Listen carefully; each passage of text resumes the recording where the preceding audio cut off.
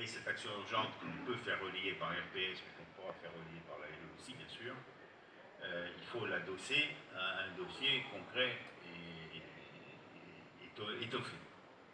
Ce dossier concret étoffé, donc bon, ça, je pense, c'est le mieux placé pour l'établir. Qu'est-ce qu'il doit comporter? Évidemment, des noms et des lieux sur ces assassinats, des noms de régiments ou d'unités militaires auprès desquels Fabien, tu peux pas voir pour prendre la photo aujourd'hui. Hein, je viens de lui envoyer la mienne. Ah, voilà, d'accord.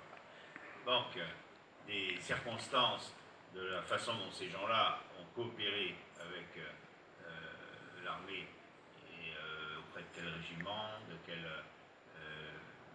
gradé responsable, ça c'est important, et des circonstances sur la façon dont ces personnes ont perdu la vie dans des attentats qui ont été perpétrés contre eux par les islamistes qui ont repris le terrain après, non pas le retrait, mais la mise en veilleuse de l'intervention française et l'arrivée progressive et sans retenue de l'État malien sur le territoire, sans que cela ne se traduise en aucune façon par l'amélioration de la sécurité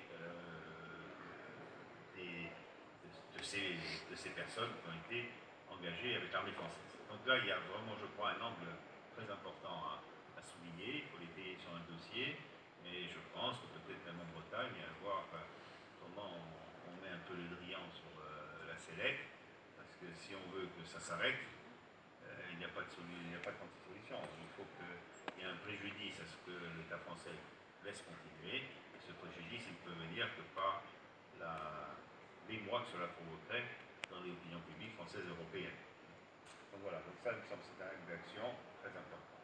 Dernier point, il faut renforcer, de façon à ce que l'action soit plus continue, la capacité d'investissement de RPS dans l'association. Moi, je reste bien sûr, donc le président d'honneur, sur ça, je pense que c'est une bonne chose, mais je n'ai plus la même disponibilité de temps et la même disponibilité d'action, parce qu'on peut voyager, etc. Il faut donc se renforcer, être plus nombreux, et donc on propose à Pierre, pour elle, qui a l'habitude de notre structure, qui connaît les responsables dans toutes les régions et dans tous les partis politiques, et qui donc me semble peut être un élément de liaison et de mobilisation autour de l'association. Voilà en gros quelles seraient les propositions que nous faisons maintenant. Merci beaucoup François. Et merci à vous tous, comme je l'avais dit hier. Donc on va faire très vite parce que nous avons déjà fait une première partie de l'AG. Bon, c'est la partie de sensibilisation et d'information sur les 3 ans de création de Solidarité Azawad depuis La Roche-sur-Foron en Savoie. Le bilan moral et le bilan financier. En fait, en 2 mots, le bilan moral, c'est les 2 activités que nous avons faites à Paris, avec toujours François et son ami d'un restaurant à Paris. Une conférence sur l'Azawad, c'était le 5 avril 2014. Et le lendemain, 6 avril, nous avons fait une manifestation à la place de la République à Paris. Donc ça, ce sont les 2 événements que nous avons organisés, Solidarité Azawad a organisé. Sinon, nous avons participé à plusieurs rencontres. Nous avons fait des lobbying, des plaidoyers à Paris, à Londres, à Barcelone, avec Jordi, au Pays Basque. Nous avons été, par exemple, nous avons formé une délégation de 9 personnes le 9 novembre 2014 pour soutenir le peuple catalan dans son référendum qui est devenu consultation. Mais bon, en tout cas, nous étions là, nous avons vu comment ça s'est passé. Nous avons rencontré aussi dernièrement les responsables catalans aussi. Bon, on a fait du lobbying, des plaidoyers, on a fait passer le message. C'était ça un des premiers objectifs de l'association. L'objectif précis, c'est mener des activités de soutien aux populations de l'Azawad. Donc on a fait le plus large possible pour nous permettre de travailler. Et au niveau financier, en fait, nous avons surtout, ça nous a permis en fait de nous déplacer, c'est essentiellement ça. Aujourd'hui, avec le congrès ici, en marge de l'université d'été et du congrès de l'AG d'ici, je peux vous dire vraiment que nous sommes ravis, que nous sommes vraiment très très contents de l'engouement, de la solidarité, c'est le mot, de la solidarité, de la fraternité que nous trouvons autour de vous. Je pense que nous ne devons pas être loin d'une vingtaine d'adhérents ici, entre hier et aujourd'hui. Donc ça, c'est beaucoup. Et Pierre, qui nous rejoint aussi dans le bureau, nous permettra aussi, avec son esprit rationnel, parce que nous sommes de tradition orale, Mahaman Adama Sissé, Fadimata Ouelatrat, mon épouse qui était là hier, qui ne pouvait pas rester encore aujourd'hui, elle vous salue au passage, elle s'excuse de retourner auprès de sa maman en convalescence à Angers. Donc, nous sommes de tradition orale et Pierre sera notre vice-président dans le bureau. Donc, ça aussi, c'est un grand apport pour nous. On va continuer à communiquer, mais surtout, je pense que dans les projets, dans les perspectives, il y a non seulement la communication, mais aussi des actions concrètes avec les Azawadiens. Et pour ça, il y a un projet d'organisation de la Caravane du Cœur, un voyage humanitaire, une opération humanitaire.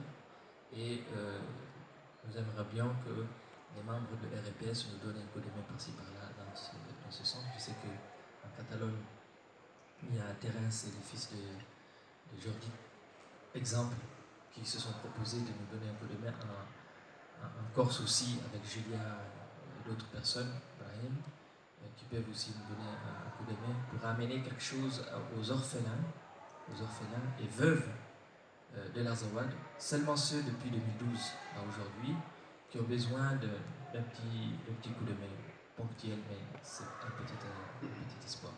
Une autre chose, c'est vraiment une coopération, la mise en place d'une coopération entre peuples de l'Azawad et peuples frères d'Europe, comme la Catalogne, comme la Corse, pour aller au-delà seulement de rencontres et des photos.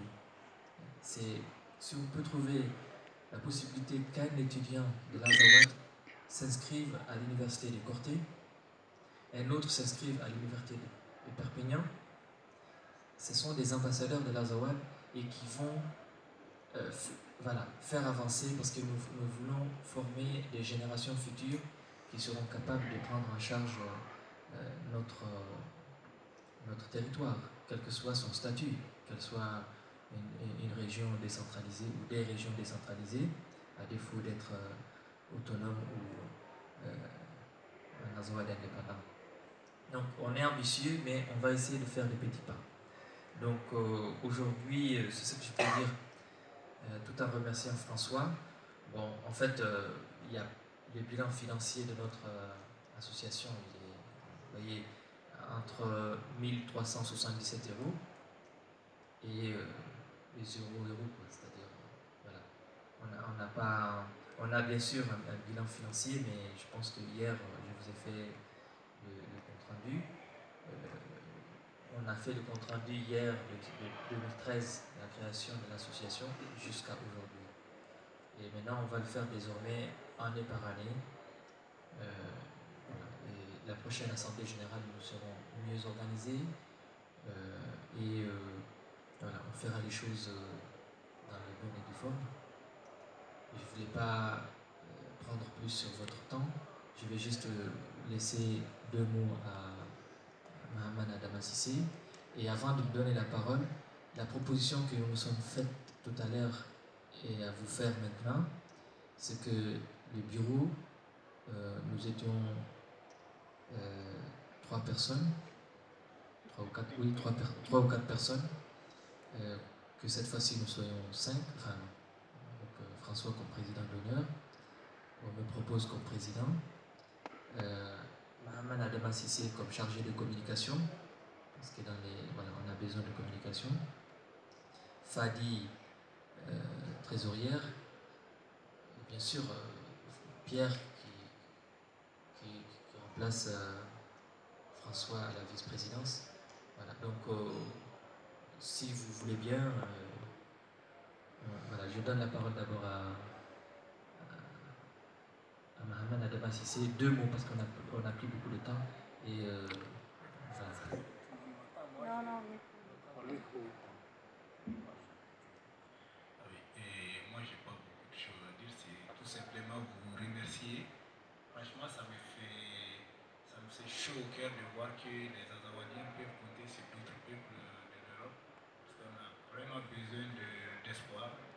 Je pense que cette collaboration qu'on est en train d'établir avec les différents peuples de l'Europe, ça ferait du bien à beaucoup. Ça ferait du bien à eux parce qu'ils se disent qu'il y a des gens quand même qui pensent à eux, parce qu'avec la signature de l'accord qui a rendu tout le monde désespéré, je pense que c'est vraiment, ça me fait chaud au cœur et je vous remercie. C'est juste pour vous remercier tous, franchement, pour votre soutien et la collaboration que nous entamons ensemble. Merci à vous tous. Merci. Une dernière chose, juste, puisque en fait REPS est bien sûr des réussites des uns et des autres. Donc aujourd'hui, il y a Free Azawad qui est en construction. Peut-être l'année prochaine, nous parlerons au nom de Free Azawad et bien sûr de Solidarité Azawad. Donc merci aussi pour cette inspiration et pour votre accompagnement. Maintenant, la question que je vais poser comme celle que Gustave et François posaient tout à l'heure, pour être dans les règles de l'art, qui est pour et qui est contre et qui s'abstient. Voilà, j'essaie d'apprendre. Comment je parle pour? Qui est pour, oui. C'est le temps de répondre. Patrick, lève la main. Bon, voilà. Merci beaucoup. À l'unanimité. À l'unanimité, oui.